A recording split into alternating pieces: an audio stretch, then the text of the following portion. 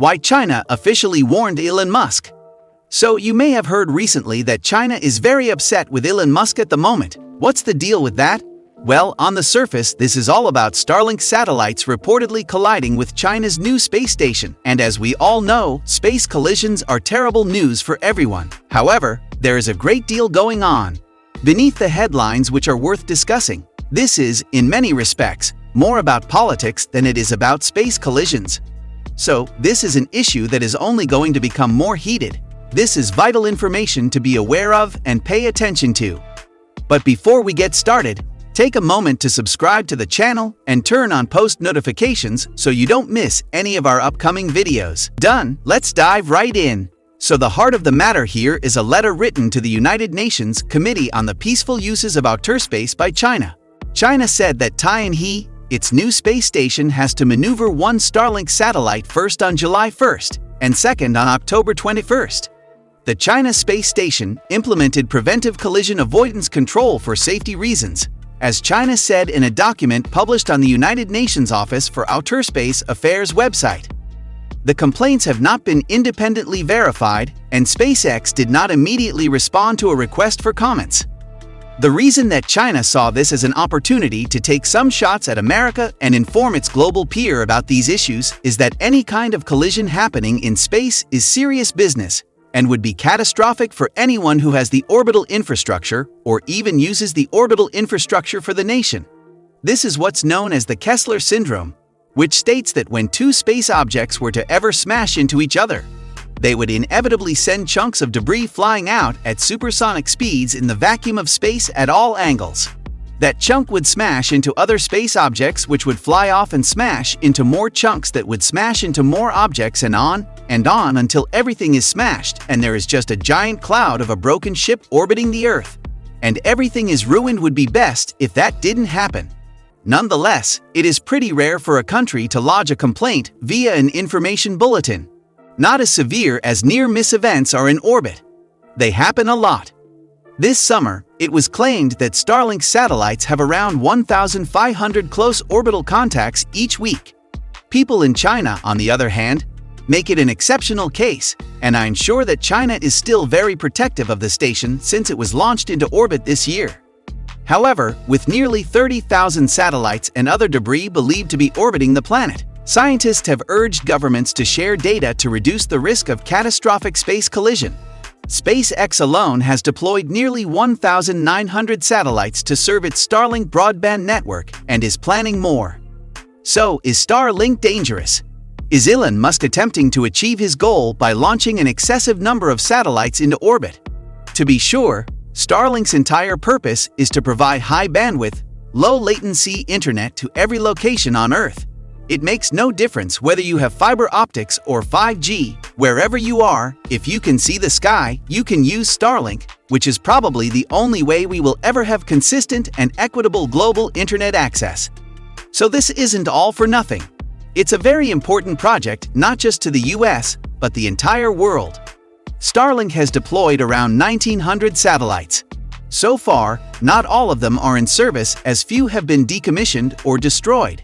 Elon Musk, on the other hand, intends to launch more satellites into space. However, we must also consider how each Starlink satellite is meant to function. Each satellite moves by using its onboard krypton-powered ion thrusters. This propulsion system may also deorbit a satellite if it fails, avoiding the creation of space debris. The satellites are designed to burn up efficiently in the Earth's atmosphere. The reason Starlink internet works so well is that the satellites are in a reasonably low Earth orbit. Low altitude means low latency. They are all about 600 km in altitude, enabling the dead satellite to deorbit in less than 5 years due to strong atmospheric drag. However, satellites operating at higher altitudes taking decades to decay and burn up. Still, Starlink is designed for a relatively short life and quick, efficient death.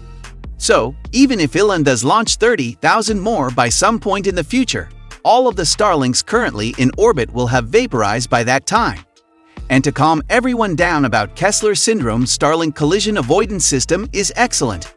Their precaution against Starlink on Starlink collisions is pretty straightforward.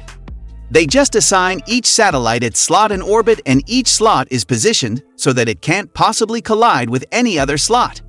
Regardless of the competition, Elon Musk must remember what happened earlier this year in January when Tesla unexpectedly fell to $574 billion in March, a far cry from the $837 billion in January. However, these statistics are for the start of the year 2021. So what about now? Surprisingly, Tesla picked up the pace in May, owing to the growing demand for electric vehicles and Tesla meeting that demand. The current delivery is breaking records. For example, 56,000 cars were sold in September through the Shanghai Center, and 241,300 cars were sold immediately following the dwindling numbers in May. Hats off to Elon Musk, who not only increased Tesla's sales, but also increased his net worth to $200 billion, surpassing Jeff Bezos. The secret to this price reduction was that the cars were built locally in Shanghai at a facility known as the Gigafactory 3. Here, the manufacturers obtained 30% of their parts locally, allowing the production to be completed in 10 months, which is quite quick. The center can produce up to 500,000 hours per year, and according to those figures, it can produce approximately 450,000 EV units per year for the models Model Y and Model 3. Aside from that, locally built vehicles are exempt from taxes, and the Chinese government provides subsidies for them. Elon believes that if all parts were purchased from local suppliers, the cost would be even lower. Elon Musk has to thank the Chinese government, as if it is the only country that prioritizes the reduction of oil consumption and provides clean technology, thus giving a greener signal to EV manufacturers such as Tesla. Back then, every other government was either hesitant to receive Tesla with open hands or were reluctant to accept their boom of EV. These governments remain skeptical of EV sales and the impact they may have on their respective economies. Additionally, Tesla must be doing something right, or China would not have ruled out a red carpet for Elon Musk, so gratitude is reciprocal. However, as with any Chinese product, their space exploration program is influenced by SpaceX, Elon Musk's dream project, which did not sit well with Musk, and China may have pushed the boundaries this time. So, what do you think might be the reason for this beef between Elon Musk and China? Let us know in the comments, and before you go, make sure to give this video a thumbs up, subscribe to the channel, and turn on the notifications so you never miss the further videos.